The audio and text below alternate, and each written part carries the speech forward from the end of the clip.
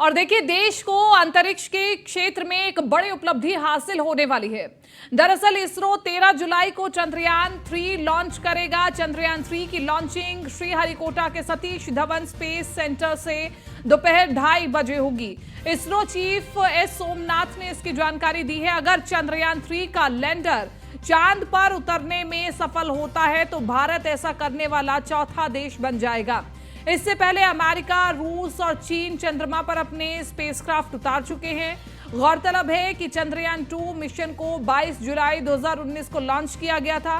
करीब 2 महीने बाद 7 सितंबर 2019 को चंद्रमा के साउथ पोल पर उतरने की कोशिश कर रहा विक्रम लैंडर दुर्घटनाग्रस्त हो गया था और वही 2008 में चंद्रयान 1 की सक्सेसफुल लॉन्चिंग हुई थी। इसके बाद से ही भारत चंद्रयान 3 मिशन की तैयारी कर रहा है और चंद्रयान 3 को चंद्रमा तक पहुंचाने की 3 हिस्से हैं, जिसे टेक्निकल भाषा में मॉड्यूल कहा जाता है। चंद्रयान 2 में इन तीनों के अलावा एक हिस्सा और था जिसे ऑर्बिटर कहा जाता है, उसे इस बार नहीं भेजा जा रहा है। चंद्रयान 2 का ऑर्बिटर पहले से ही चंद्रमा के चक्कर काट रहा है। अब इसरो उसका इस्तेमाल चंद्रयान 3 में करेगा।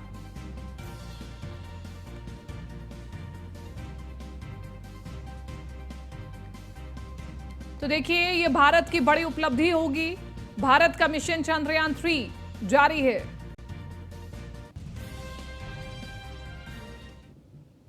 और इधर प्रधानमंत्री नरेंद्र मोदी की अध्यक्षता में आज कैबिनेट की अहम बैठक हुई, जिसमें सरकार ने किसानों के लिए महत्वपूर्ण फैसले लिए।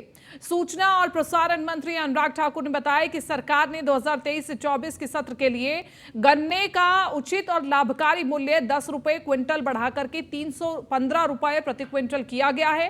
कैबिनेट ने किसानों के हित में मिट्टी की उत्पादकता बढ़ाने और खाद्य सुरक्षा सुनिश्चित करने के लिए कई योजनाओं को मंजूरी दी है। इसके साथ ही केंद्रीय मंत्री अनुराग ठाकुर ने बताया कि कचरे से वेल्थ बनाने के लिए मार्केट डेवलपमेंट असिस्टेंस के लिए 1451 करोड़ रुपए का प्रावधान किया गया है।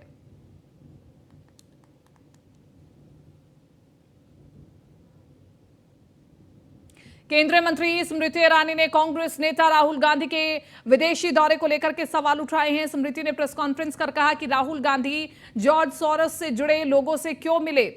राहुल गांधी के साथ सुनीता विश्वनाथ मौजूद थी। राहुल ऐसे लोगों के साथ आखिरकार क्यों बैठते हैं। स्मृति ने कहा कि जॉर्ज सोरोस भारत के खिलाफ काम करते हैं। जॉर्ज सोरोस देश की मोदी सरकार को हटाना चाहते हैं। और स्मृति ईरानी ने आगे ये भी कहा कि राहुल जमात इस्लामी के तंजीम अंसारी से भी मिले थे। श्री अंसारी, उनके संबंध पाए गए Islamic circle of North America से। Islamic circle of North America के बारे में 28 फरवरी 2019 में यूएस कांग्रेस में हाउस ऑफ रिप्रेजेंटेटिव्स में एक रेजोल्यूशन के बारे में कहा गया कि इसका संपर्क और संबंध जमाते इस्लामी के साथ है। ऐसा क्यों है कि पब्लिक डोमेन में जिनका संबंध और संपर्क जमाते इस्लामी के साथ है, उनका सहारा लेने की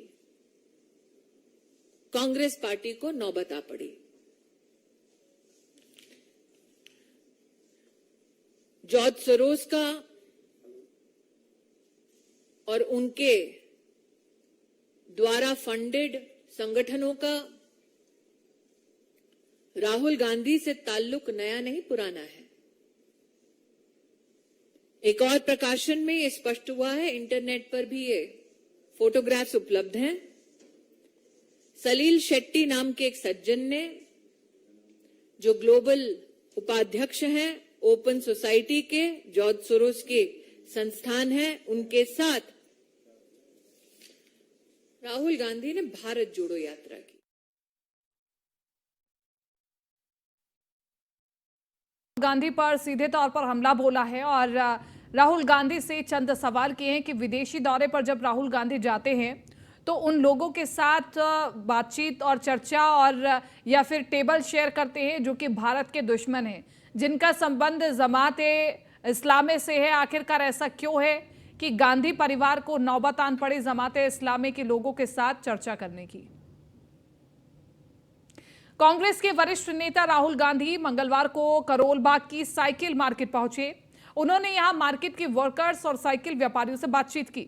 इस दौरान राहुल गांधी ने बाइक मैकेनिक्स के साथ बातचीत की और बाइक ठीक करनी सीखी। कांग्रेस पार्टी ने करोल बाग की साइकिल मार्केट पहुंच करके राहुल गांधी की जो तस्वीरें शेयर हो रही है उस पर लगातार बात हो रही है और ये कहा जा रहा है कि यही हाथ हिंदुस्तान बनाते हैं। इन कपड़ों पर लगी कालिक हमारी खुददारी और शान है।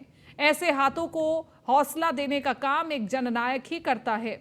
दिल्ली के करोल बाग में बाइक मैकेनिक्स के साथ राहुल गांधी भारत जोड़ो यात्रा जारी है। आपको बता दें कि अपनी बहुचर्चित भारत जोड़ो यात्रा के बाद से राहुल गांधी आम लोगों के बीच जाकर के उनसे सीधे बातचीत कर रहे हैं और उनकी समस्याओं को सुन रहे हैं। इससे पहले 23 मई को राहुल गांधी दिल्ली से चंडीगढ़ की यात्रा के दौरान ट्रक में यात्रा करते नजर आए थे और राहुल गांधी ने ट्रक ड्राइवरों से उनके मुद्दों पर और समस्याओं को समझने की बातचीत भी की थी।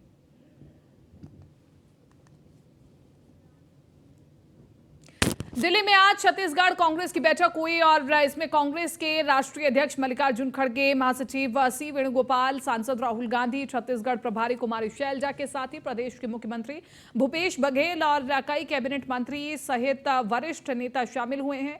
इस दौरान साल के अंत में प्रदेश में होने वाले विधानसभा चुनाव में पार्टी की रणनीति और तैयारियों पर चर्चा की गई। साथ ही आगे की रणनीति पर विचार विमर्श किया गया। इसके ठीक बाद लोकसभा चुनाव भी अगले साल होने वाले हैं।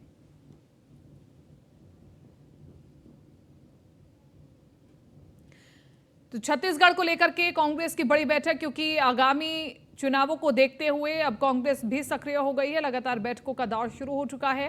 कांग्रेस अपने मुद्दों को कैसे आगे बढ़ाएगी इसको लेकर के चर्चा हो रही है। व्यापक तौर पर बैठक बुलाई जा रही है और आपस में चर्चा करके किसी निष्कर्ष तक निकला जा रहा है कि किस प्रकार से रणनीति को आगे पहुंचाया जाए। दिल्ली से अगली बड़ी खबर, अपराध लूट की घटनाओं पर सीटीआई की advisory. CTI chairman Brijesh Goyal की व्यापारियों के लिए advisory. 500 market association, 50 industrial area को भेजेंगे पत्र। व्यापारियों को अपनी सुरक्षा पर खुद ध्यान देना होगा। करीब 80% व्यापारी, दुकानदार, मालिक घटना के शिकार है। सीटीआई 20 लाख व्यापारियों के लिए जारी हुई सुरक्षा एडवाइजरी सर्कुलर छपवाकर एक दुकान फैक्ट्री में बंटवा दे। घटना होने पर फैक्ट्री एसोसिएशन को फोन करें, नोटों में चिप लगाएं ताकि लोकेशन ट्रेस हो सके और लॉक वाला बैग इस्तेमाल करें, आगे की तरफ टांगे।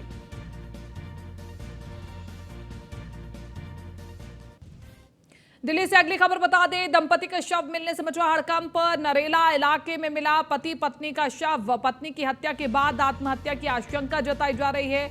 घटना से पहले दोनों के बीच हुआ था झगड़ा और पुलिस ने शव को कब्जे में लेकर शुरू की जांच।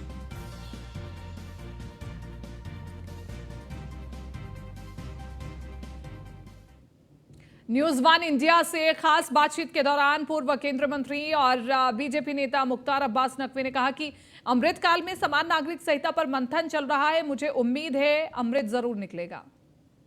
प्रधानमंत्री नरेंद्र मोदी ने यूसीसी का जब से जिक्र किया है तब से कयास लगाए जा रहे हैं कि शायद जल्द ही अब यूसीसी देश में लागू होगा। हमारे साथ बातचीत करने के लिए पूर्व केंद्रीय मंत्री और भारतीय जनता पार्टी के वरिष्ठ नेता मुख्तार अब्बास नकवी जी हैं। सर, यूसीसी को लेकर अगर हम बात करें तो उत्तराखंड में जिस तरीके से ड्राफ्ट बनाया जा रहा है, लगातार उसमें सरकार काम कर रही है। अब कहीं ना कहीं देखिए, ये अमृतकाल है। देश में कॉमन सिविल कोड को लेकर के एक मंथन चल रहा है और मुझे पूरा यकीन है, विश्वास है कि इस कॉमन सिविल कोड को लेकर चल रहे मंथन से अमृत ज़रूर निकलेगा। और जहाँ तक सवाल है कॉमन सिविल कोड का, कुछ कम्युनल कारीगरों की क्रिमिनल करतूत के चलते कॉमन कोड जो है वो कारागार में कैद रहा इन 75 सालों तक। आज जो है वो उसके कैद और कैद से रिहाई का वक्त आ गया है और कॉमन सिविल कोड समाज के सभी वर्गों के सामाजिक सुरक्षा और सशक्तिकरण का एक मजबूत संवैधानिक संकल्प है। आप कह रहे हैं सबके लिए समान कानून होगा, लेकिन असदुद्दीन ओवैसी की बात करें या विपक्ष के तमाम नेताओं की बात करें, कहीं ना कहीं विरोध जताया जा रहा है और कहा जा रहा है कि इसमें सुधार की जरूरत है। ये जो कुछ लोग समावेशी सुधार पर सांप्रदायिक वार के ट्रेडिशनल प्रोफेशनल खिलाड़ी हैं, क्या ये कॉमन सिविल कोड किसी धर्म के लिए है, जाति के लिए है? ये समाज के सभी वर्गों के लिए। एक आखिरी सवाल रहेगा sir, all India Muslim personal law board की बात करें, लगातार वो बैठकें कर रहा है, कल करीब 3 घंटे तक बैठक हुई। आपको लगता है कि समान नागरिक संहिता किसी धर्म के खिलाफ है? कॉमन सिविल कोड के लिए सही समय है और यही समय है, और जो लम्हों की खता थी जिसकी दशकों लोगों ने सज़ा भुगती है उसको करेक्ट करने का वक्त है। शुक्रिया सर, हमारे साथ बातचीत करने के लिए थे हमारे साथ पूर्व केंद्रीय मंत्री और बीजेपी के वरिष्ठ नेता मुख्तार अब्बास नकवी। वीडियो के साथ पीयूष तिवारी, नई दिल्ली।